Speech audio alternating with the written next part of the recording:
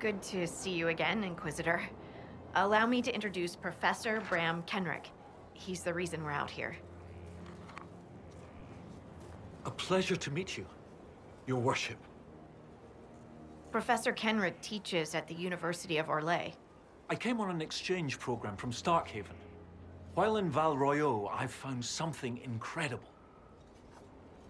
After 800 years, we may be able to determine the final resting place of the last Inquisitor. The texts say that Inquisitor Ameridan was a dragon hunter who vanished on his last expedition. Yes, precisely. I see you've read Lautrec's Precursors to the Chantry. Inquisitor Ameridan stepped down shortly before the Nevarran Accord brought the Seekers of Truth into the Chantry. He hunted demons, dragons, and dangerous apostates in a time before Templars even existed. I'm all for history if it means tracking down the equipment of a famous demon hunter. If the last Inquisitor has been missing for 800 years, it's only fitting that today's Inquisition help find him. Your scouts have gathered artifacts from the area. They may help us discover what Inquisitor Ameridan was doing. I have news as well. We've encountered hostile Avar to the north. They call themselves the Jaws of Hakkon. There's also an Avar hold to the east. Unlike the Jaws of Hakkon, they've been friendly so far. The Jaws of Hakkon? They're hostile Avar who attack any Inquisition agents or researchers who get close. We've sent soldiers for defense, but the Hakkonites are cunning, merciless, and know the basin better than we do.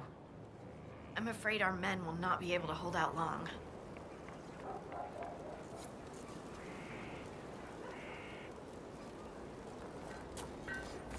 Goodbye, then. Scout Harding has an impressive team. Her people brought back a number of artifacts. If you need something tracked, Scout Harding is your woman. If only it were that easy. After 800 years, we can't just look for tracks. Barring enchantment, cloth and leather will have long since rotted away. Only metal and stone remain recognizable. Complicating this are recent pieces the Avar left behind, and of course ancient pieces dating back to Tevinter. Fortunately, thanks to some period-specific buckling, I've been able to track our last Inquisitor. You said there were pieces dating back to Tevinter. Yes, while it's rare to see Tevinter ruins so far south, the Imperium once had an outpost of some sort here. They might have built it as a ritual site. I'm not sure what military value it could have. In any event, it's muddled up the research slightly, but I've accounted for it. You lost me at buckling. You'd think that a buckle was a buckle. But ever since people started belting on weapons, they've been adding bits. One piece here has a dragon engraving. With the alloys of the metals used, it's clearly Tevinter.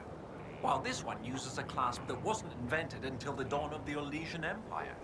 And when it comes to historical research, you might say we have to buckle down. What do you have, Professor? Everything so far points to the shore not far to the south. There was some sort of battle near the shoreline. They were in a hurry. The scouts reported an island near an Avar fishing camp, but the Avar won't say much about it. What makes you think the last Inquisitor was fighting? There's a clasp here common to armorlings. It's clearly torn. That only happens from a heavy shearing blow, like large claws or an axe.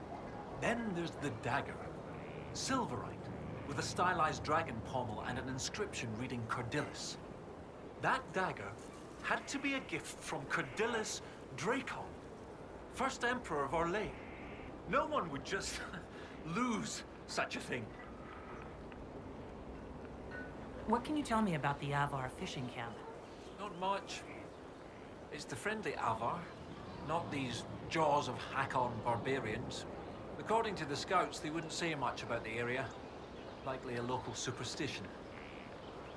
I'll find a way to that island and see if there's anything useful there. Excellent. I'll continue to study what's been found. With luck, we'll both find some answers. Also, one of my research assistants, Colette, was investigating an old structure to the north. I'm not certain it's related to our investigation, but it couldn't hurt to check with her.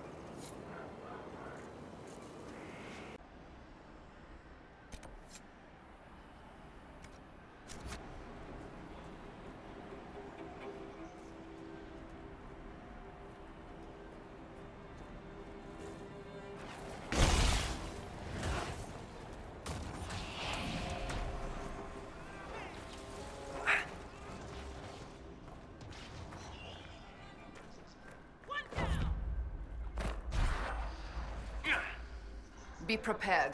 There's no telling what trouble we'll find down here.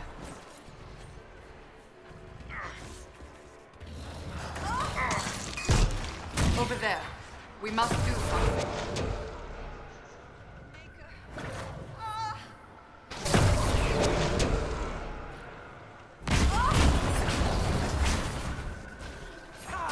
Still standing. That's...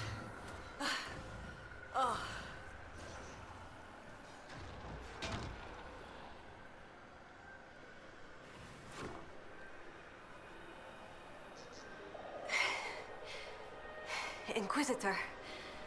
Still finding it difficult to breathe, but I'm not strewn across the landscape, so thank you. I'm Colette, Professor Kenrick's research assistant. I was hoping to conduct a survey of a Tevinter ruin in the hills. I may not have chosen the best route. You're Kenrick's research assistant, so that makes you a student at the University of Orlais. It does? Why? Orlesian institutions aren't always accepting of elves. We can't all run Inquisitions, but I imagine you've caught whispers behind your back, too. The university accepts those worthy of admission, though elven students are few. How did you find it there? It's not easy, but this is what I want. And I like working for Professor Kenrick. Elven research students, where publications concerned, their work's often deemed not substantial enough for formal credit. But Kenrick cares about people who want to learn. If our research finds an audience, I know my name will be included. What were you hoping to find at the ruin? The Tevinter's time here was brief, but their architecture endured, offering shelter, forming landmarks. Ancient Avar would have encountered these structures, which certainly predate Inquisitor Ameridan. Evaluating the ruins could offer insight into the region's history, once I can get set up. You're still going there? I've read everything we have on Ameridan, and studied up on new excavation techniques. I won't waste this opportunity. If you've a map, I can show you my destination, if you'd be interested in the findings. Stay safe. I will.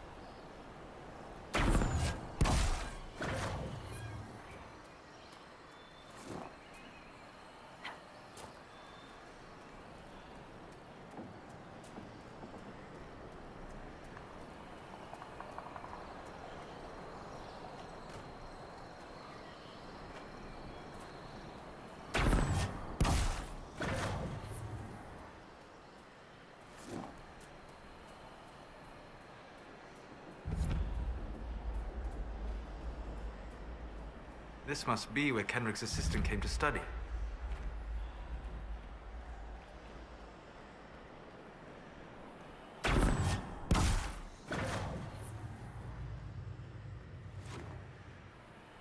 Inquisitor? You may want to see this.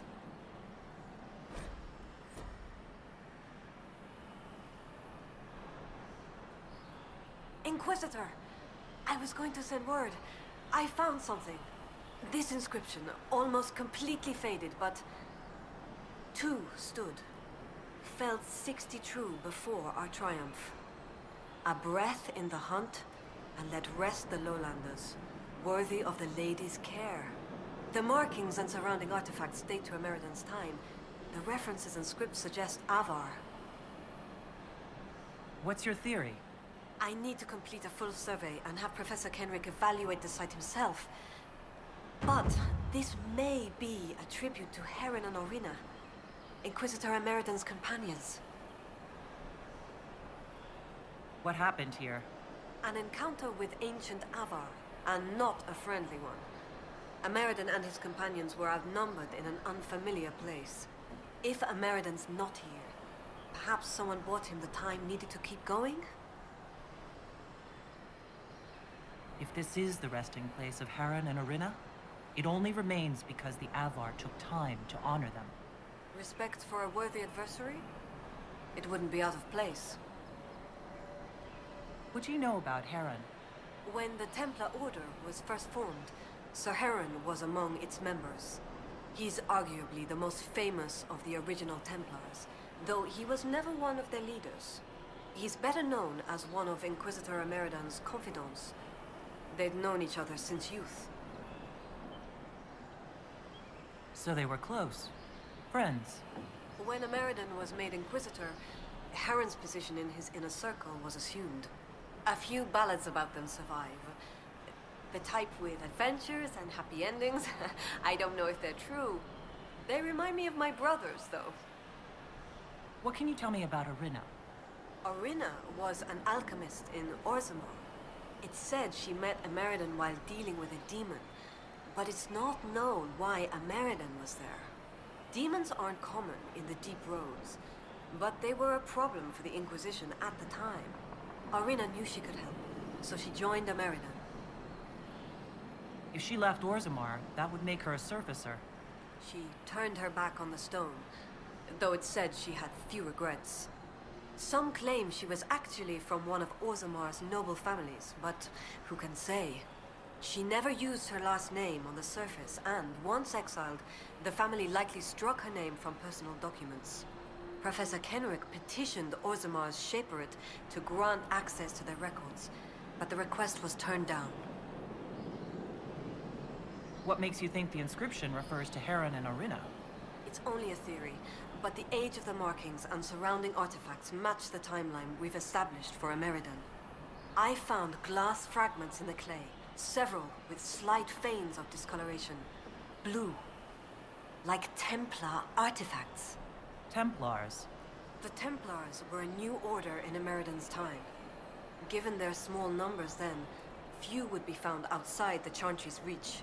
It's unusual to find one deep in uncharted territory, unless he traveled here for a purpose, as Heron would have.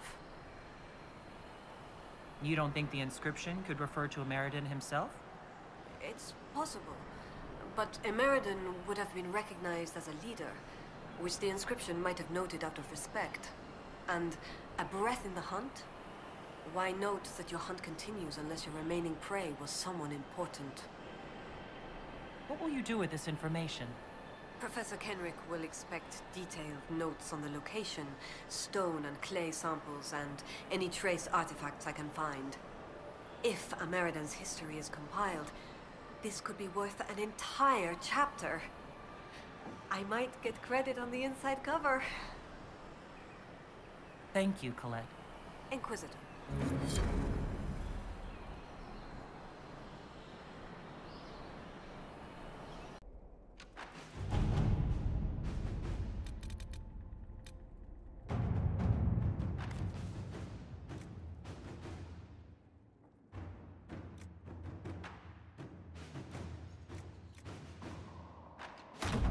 Let us begin.